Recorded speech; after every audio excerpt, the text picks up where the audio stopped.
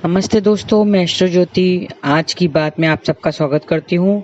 आइए आज की बात कर लेते हैं। आज बड़ा ही शुभ दिन है, रविवार का दिन है और सूर्य भगवान की आराधना करने का दिन है। तो सूर्य भगवान की आराधना करें, सूर्य को अर्घ्य जलाएं। मैंने बताया है विधि कैसे चढ़ाना है और मंत्र जाप करना है, ओम गृहणी सूर्याय नमः, और उसके बाद 3 बार गायत्री जाप करना है। तो ये आज कीजिए।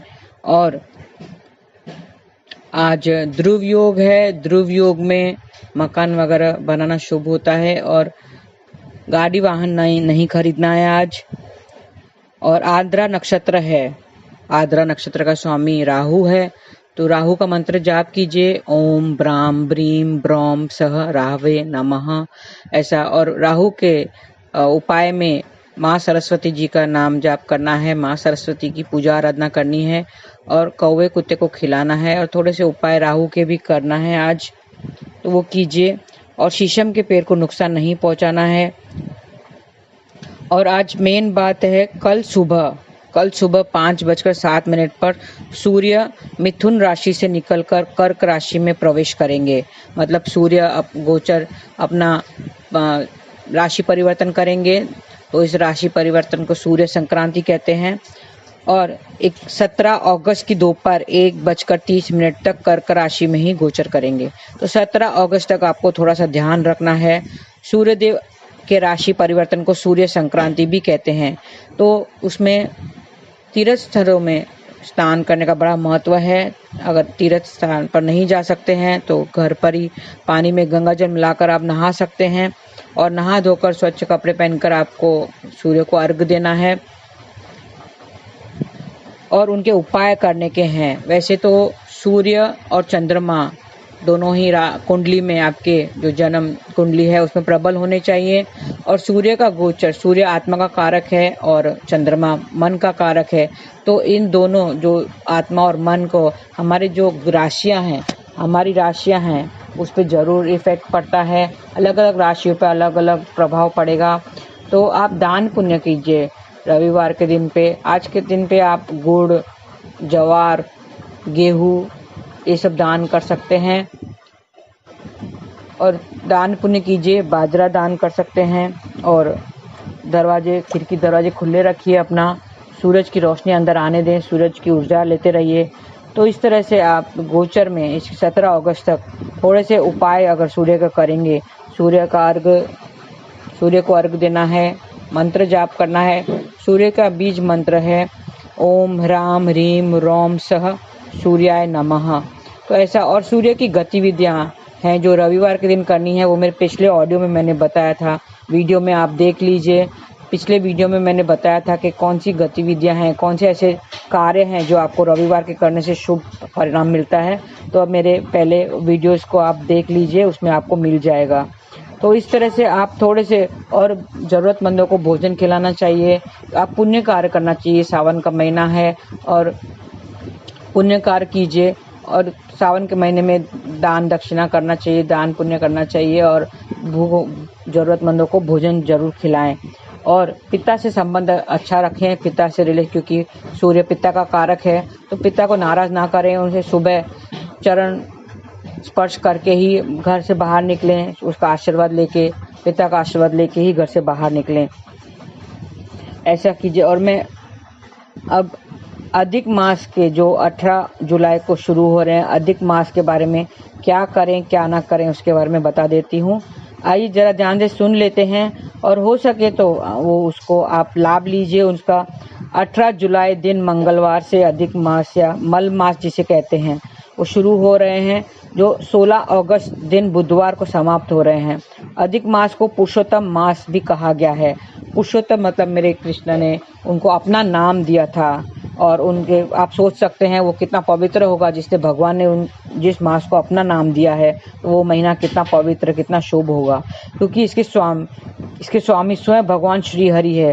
पुरुषोत्तम मास का हिंदू धर्म में विशेष महत्व है।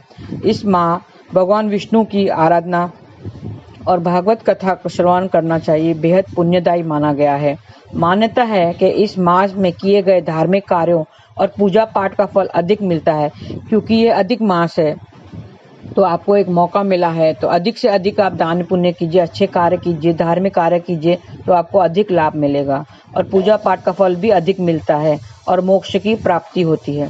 ज्योतिष शास्त्र में मल मास का महत्व बताते हुए कुछ ऐसी चीजें के बारे में जानकारी दी गई है कि विष्णु भगवान की कृपा प्राप्त करने के लिए ये सब करना जरूरी है। आइए जान लेते हैं क्या करें और क्या ना करें। धर्म कर्म के कार्यों के लिए अधिक मास बेहद उपयोगी माना गया है। इस मास में भगवान कृष्ण और नरसिंह भगवान की कथाओं को सुनना चाहिए, दान पुण्य के कार्य करने चाहिए। अधिक मास में श्री भागवत गीता, विष्णु सहस्त्र नाम का पाठ, राम कथा और गीता का अध्याय करना चाहिए। सुबह शाम ओम नमो भगवते वासुदेवाय का मंत्र की एक माला 108 बार जाप करना चाहिए और सुबह जल्दी उठना चाहिए, ब्रह्म मुहूर्त में उठना चाहिए और नाम जाप करना चाहिए। अधिक मास में जप तप के अलावा भोजन का भी ध्यान रखना चाहिए। इस पूरे मास में एक समय ही भोजन करना चाहिए हो सके तो। इस मास में चावल, जौ, तिल, केला, दूध, दही, जीरा, सेंधा नमक, ककड़ी, गेहूं, मटर, पान सुपारी, कटहल, मेथी और चीज़ों के सेवन का विधान है। ये सेवन करना चाहिए। इस मास में ब्राह्मण, गरीब और जरूरतमंदों को भोजन भी कराना चाहिए और दान भी करना चाहिए। अधिक मास में दीप दान का बहुत विशेष महत्व है। दीप दान मतलब संध्या के समय दीपक जरूर जलाएं। साथ ही इस मास में एक बार ध्वजा दान भी अवश्य करना चाहिए।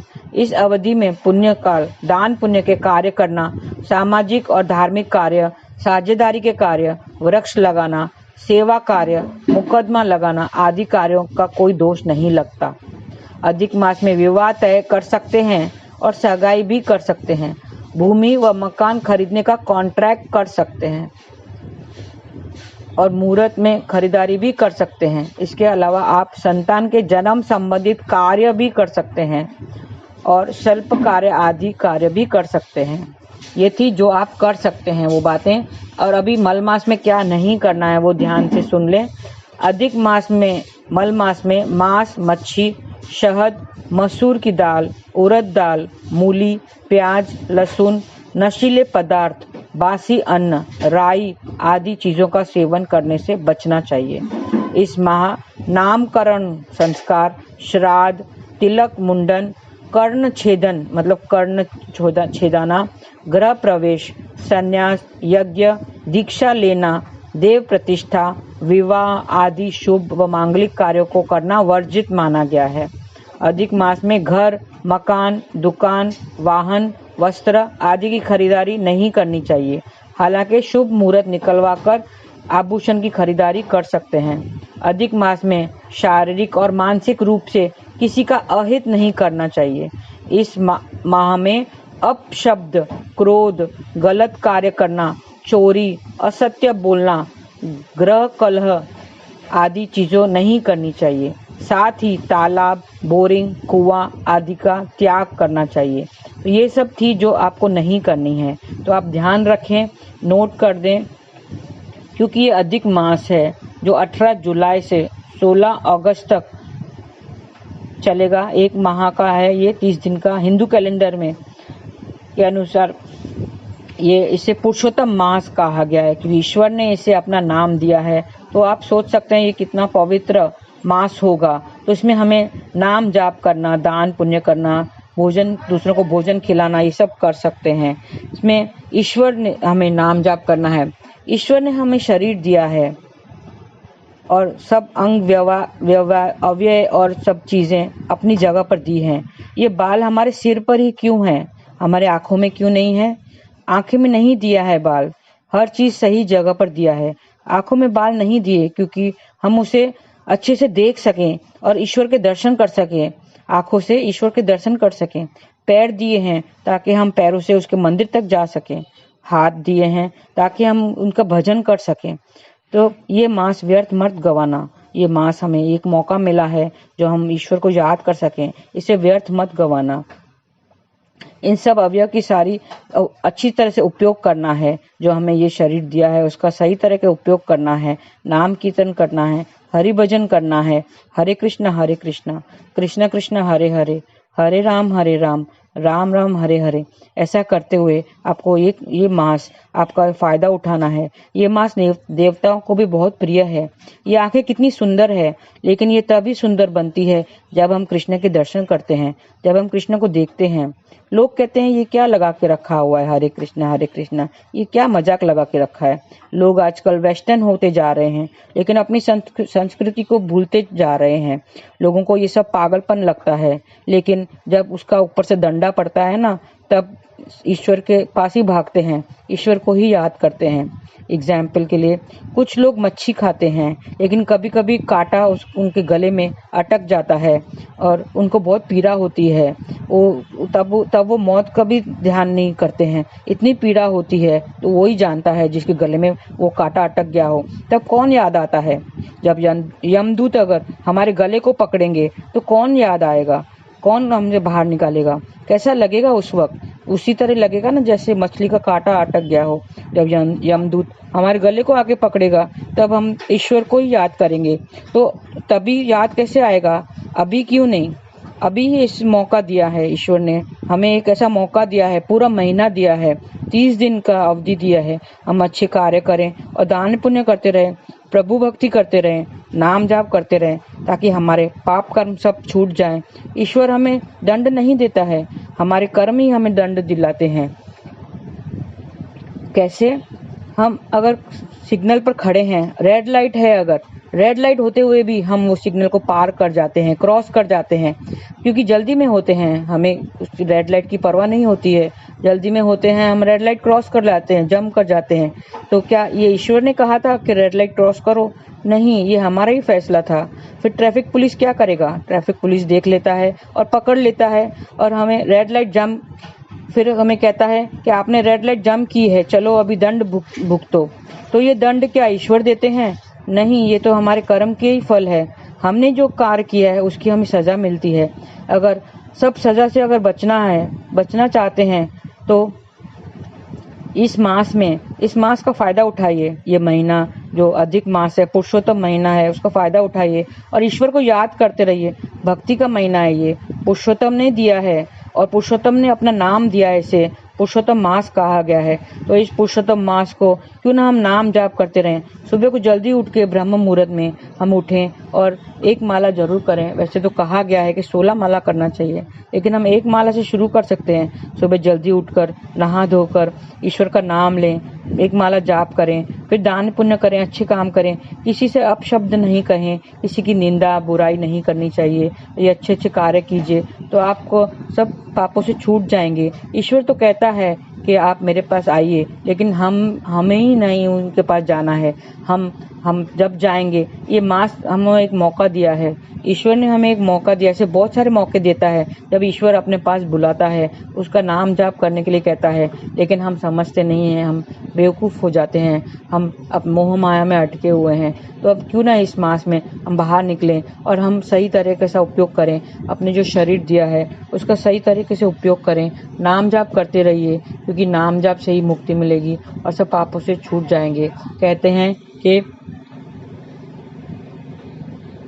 राम नहीं मारता है, पापी नहीं है राम, मनुष्य खुद मर जाता है करके पूरे काम। राम नहीं मारता है, हमें अपने कर्म ही मारते हैं। हम ऐसे कर्म करते हैं जो उसकी सजा हमें मिलती है। तो ईश्वर नहीं मारता है। राम ने रावण को नहीं मारा था। किसने मारा था? राम ने रावण को मारा था? नहीं, मैंने नहीं मारा। राम कहता है मैंने नहीं मारा उसको, मैंने मारा है। मैं जो ये अहंकार है, जो विकारे हैं, इनको हमको सबको दूर रखना है। इस माह में सारे विकारों को दूर रखना है। काम, क्रोध, लोभ, मोह, अहंकार, इन्हें हमको दूर रखे। सिर्फ हमें भक्ति करनी है, भक्ति करनी है, भक्ति करनी है। हरे कृष्णा कृष्णा कृष्णा हरे हरे, हरे राम राम राम हरे हरे। आज के लिए इतना ही। धन्यवाद। आपका दिन शुभ रहे। हरे कृष्णा।